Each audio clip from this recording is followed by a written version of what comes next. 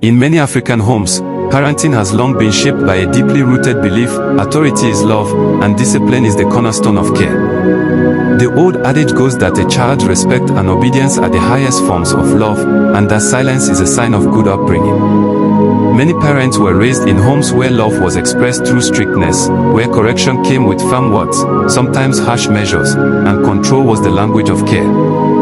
This mindset is not unique to Africa, but it has a special texture here, molded by history, culture, and the desire to protect children in a world full of challenges.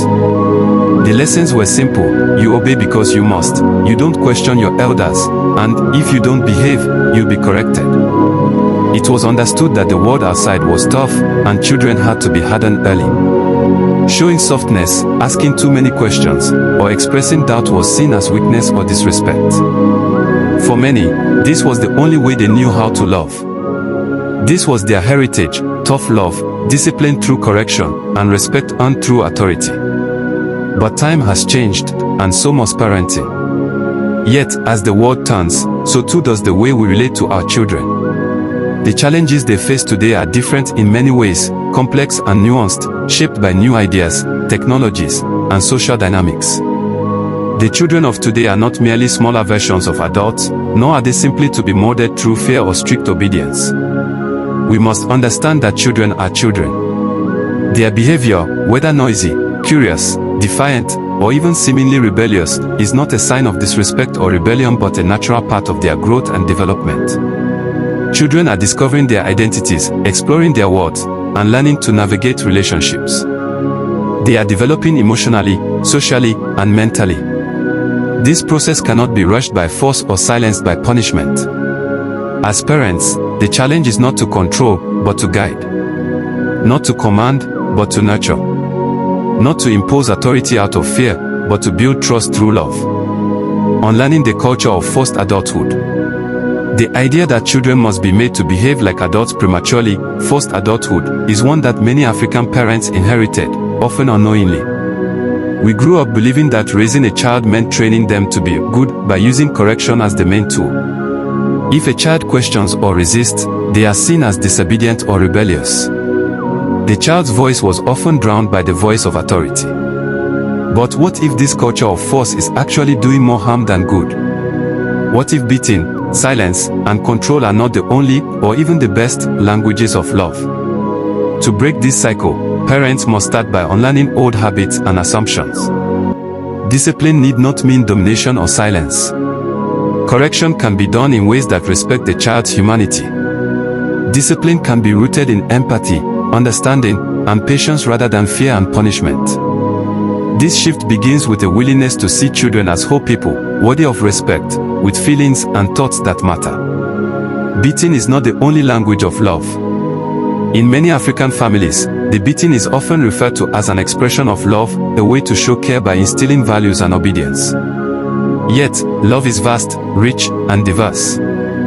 It encompasses gentleness, patience, listening, and understanding. The language of love in parenting should be spoken in many ways. Talking to children, engaging with children openly allows parents to understand their perspectives, fears, and dreams. Conversations build bridges, not walls. Sitting with them, presence is a powerful form of love.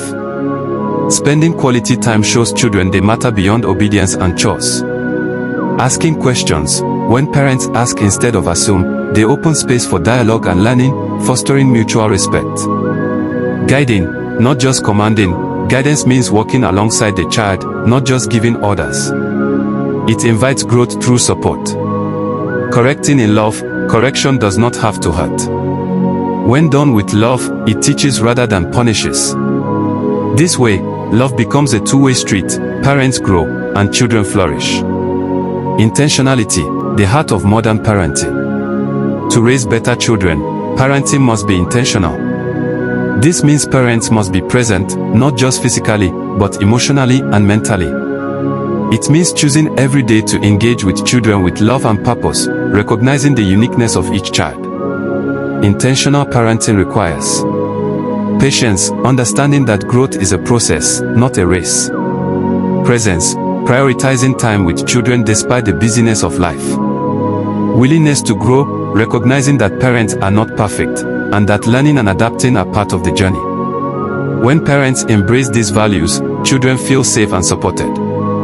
They grow confident, curious, and resilient. Growing together, the parent-child partnership. Parenting is no longer about one-way commands. It's a partnership where both parent and child learn and grow. When parents let go of rigid authority and open their hearts to dialogue, children become co-creators in their development. This journey requires humility from parents, acknowledging mistakes and adapting approaches. It requires courage to break with tradition while honoring its good intentions. Together, parents and children can build homes where love is felt deeply, respect is mutual, and discipline is a tool for growth, not fear. Conclusion: a new legacy of love. Many African parents were raised with the belief that authority equals love, and discipline means silence and control. But as time changes, so must our understanding of love and parenting. Children are not little adults to be tamed, but young souls to be nurtured. Their behavior is development, not rebellion. We must unlearn the culture of forced adulthood, stop equating beating with love, and embrace a parenting style rooted in trust, dialogue, and intentional presence.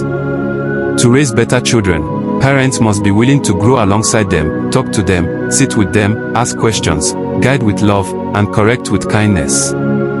In doing so, we forge a new legacy of parenting, one that honors our heritage but embraces the future with love, patience, and understanding.